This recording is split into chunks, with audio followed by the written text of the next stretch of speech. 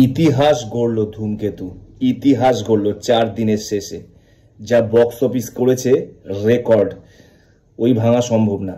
কিছু মানুষের পশ্চাৎ দেশে ভীষণ জ্বালা ধরছে, বলে না তুমি যখন উপরে উঠবে তখন তোমাকে টেনে নামানোর চেষ্টা করবে, তো সেই সব মানুষের পশ্চাৎ দেশে জ্বালা ধরছে।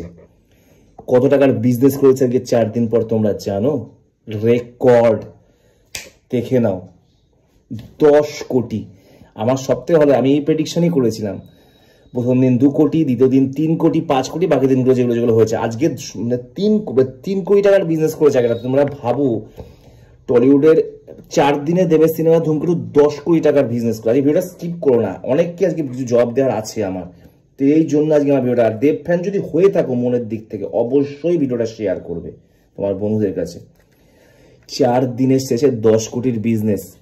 এখন এখানে কি করছে দেবের সিনেমা? তোমরা দাবা দেখেছি, শুভশ্রী গাঙ্গুলির পেজ থেকেও এটা ছেড়েছে। তাহলে পশ্চাৎ দেশে খুব জ্বলন ধরছে কিছু মানুষের, বলছে অনেকে বলছে fake box office collection, fake box office collection. মানে ভাত দিয়ে কি এটা মেখে খাও, নাকি গাজা দিয়ে ভাতটা মেখে খাও? কোনটা করো তোমরা? এত তোমাদের হিংসে, সবাই ফেক। তাহলে বুক মাই শোতে এটা কি? এটা কি দেখতে পাচ্ছ? বুক মাই শোতে এটা কি দেখতে পাচ্ছ? 20,000 টিকিট বিক্রি হয়েছে 24 ঘন্টার মধ্যে। 20,000 টিকিটকে তুমি আমি কম করে 100 দিয়েও যদি গুণ করে, আমি তো ছেড়ে দিলাম, এটা মাল্টিপ্লেক্স, এর বাইরে অনেক হল আছে, হাউসফুল গেছে। মাল্টিপ্লেক্সের কালেকশন আমি কম করে 100 বেশি টিকিটের দাম, 20,000 ইন্টু 100 কত হয়? আমি 200 করে ধরলাম টিকিটের দাম।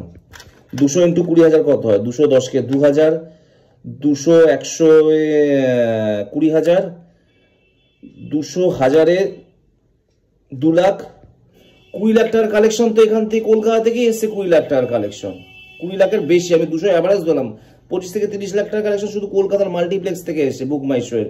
আর বাকিটা তো আমি ছেড়েই দিলাম, বাকি কালেকশন জেলাতে। আর সিঙ্গেল সিনেমা হলে দেবে শান্তিপুর, কৃষ্ণনগর হুড়িয়ে লোক যাচ্ছে দেখতে দেবে সিনেমা ধূমকেতু। আরে ভাই বলে কি লাভ আছে? আর কিছু মানুষ এখানে উঠে পড়ে লেগেছে, এরা কি করছে? নেগেটিভ পাবলিসিটি দেওয়ার চেষ্টা করছে ধূমকেতু নিয়ে, উল্টো পাল্টা স্টোরি। আমি একটা মেয়েকেও দেখেছি এর মধ্যে এরকম ধরনের ভিডিও বানাতে, তো সেটা কিনা আমি আর কিছু ভিডিও আমি সেটা নিয়ে কিছু বলতে চাই না। তো আমি একটা কথাই শুধু বলতে চাই,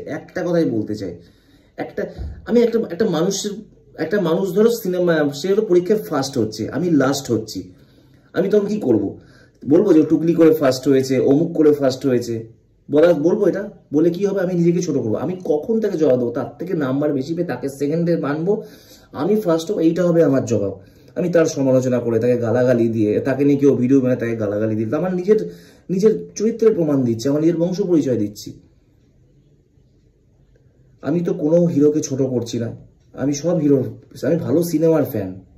সেটা দেব হোক, জিৎ হোক, প্রসেনজিৎ হোক, দেব সবার ফ্যান। জিৎদা যখন ভালো কাজ করেছে আমি বলিনি, বুম্বাদা ভালো কাজ করলে বলবো না? বুম্বাদা যখন আপকামে একটা মুভি আসছে ওরা নিয়ে বলবো না? অবশ্যই ভিডিও বানাবো। সাইদ খানকে নিয়েও বলেছি। তো এইখানে কিছু লোকের এত জ্বলনি কিসের ভাই? আমি তো বুঝি না। আর কেন তোমরা নেগেটিভ পাবলিসিটি দিচ্ছ ধূমকেতু নিয়ে? ধূমকেতুকে ম্যাক্সিমাম লোকের কাছে এগুলো মিথ্যে কিছু ইয়ে করো না। দেব ফ্যান হলে অবশ্যই আমার ভিডিওটা সেভ করে শেয়ার করো, আমি অনুরোধ করবো তোমাদের। দেবটা জাস্ট প্রমাণ করে দেখালো। অনেকে বলতে কথা বলতে পারে না, অভিনয় করতে পারে না, সে 4 দিনে 10 কোটির বিজনেস করেছে। এতদিনে কোন হিরো করেছে ভাই? 4 দিনে 10 কোটি কালেকশন, তাও শুধু কলকাতা বাংলায় রিলিজ করে, কোনো বাইরেও রিলিজ করতে হয়নি তাকে। মানুষ এমনিই যায় তার টানে। ভালো থেকো দেব, ধূমকেতুর টিমের অনেক সফলতা আমি আশা করি। ভালো থেকো দেব, ভালো থেকো সবাই, ফুল টিম।